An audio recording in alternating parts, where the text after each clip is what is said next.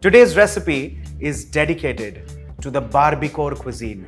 Well, quite a new age cuisine that we kind of also hearing of late, and this is dedicated to the film Barbie or to the doll Barbie. The name of the recipe? Beetroot Risotto with a lot of difference. Let's begin.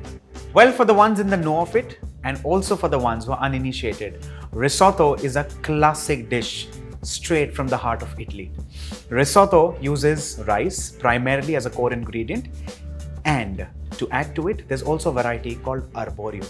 But remember what I started the recipe with? I said I'm going to make a beetroot risotto with a lot of difference. And the difference is I'm not using rice. I'm using a millet. And this millet is sorghum or jowar. Well, a very simple recipe. What we need to do is take sorghum, of course, or take jowar, wash it nicely and soak it overnight or for a minimum of 8 hours. Once that's done, it blooms up, doesn't really visually change as much, but looks something like this. Once this is done, we need to keep this in a pressure cooker and boil this absolutely till it's nice and tender. Now this risotto, like I said, uses sorghum. Now sorghum otherwise is considered to be extremely dry, extremely tough when it comes to cooking. What we need to do is the soaked sorghum goes in a pressure cooker with fresh water.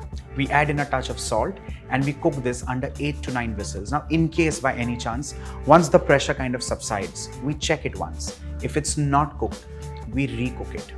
We keep it on low flame, get some 3-4 more whistles, but just ensure it's nice and soft. The whole idea is to ensure that the starch from the sorghum or from the jowar has to kind of leach out, and that's where it gets that natural stickiness. If we kind of omit this or avoid this, one, we could get some digestive issues because of the tough nature of the millet, and also we get a bite almost like sago or sabudana, which is kind of untoward. It doesn't get as sticky, but the whole idea is that it should get stickier like so. If you see, it's kind of clogging up naturally. See, it's just kind of naturally clogging up, and that's the kind of doneness that I'm looking at. And this, if you see, has that little bit of a gloss, little bit of a shine, also a little bit of stickiness, which is very much required for a recipe like this.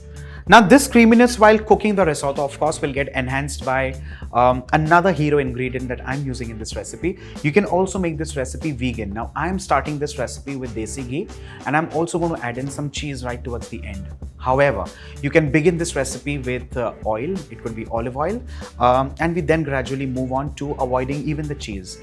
I have another ingredient here which let me introduce right now is cashew powder, which is going to bring in that creaminess in the recipe. So for all you vegan lovers across the globe, this recipe is definitely for you.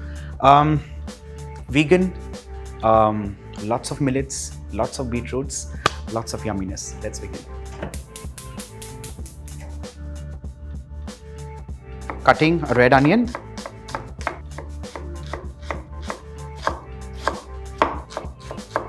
The next step is to take some cloves of garlic and bash these up.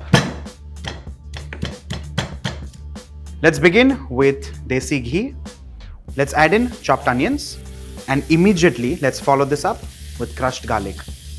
Let's cook this, or rather, let's just saute this. Well, this recipe is also one of those slow cooked recipes for a simple reason. Well, it's not quintessentially traditionally slow cooking, but the whole idea is to ensure that this cooks on an absolute low flame because we need to draw in all the starch from the sorghum. It has to become sticky naturally, and then of course we're going to add to it. That's much later, but the whole idea is to naturally draw out all the starch. Let's add in the cooked sorghum. Well, like I said earlier, it's important to ensure that this is cooked well because you do not want it to be bouncy while eating. Let's add in pureed beetroot, preferably boiled, and also I'm going to add in water that's from the residual paste in the blender. Let's mix this well and ensure that the sorghum now further cooks in this pink paste.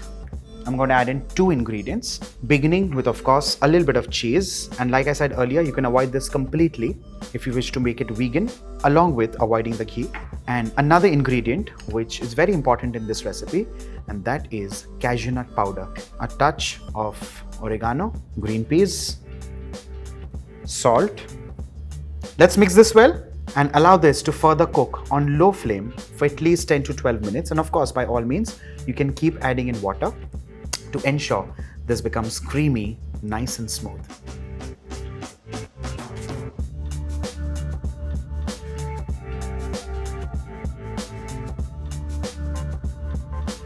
Finally, add in some bits of cheese and along with this, some pieces of beetroot. Beetroot risotto is done and ready.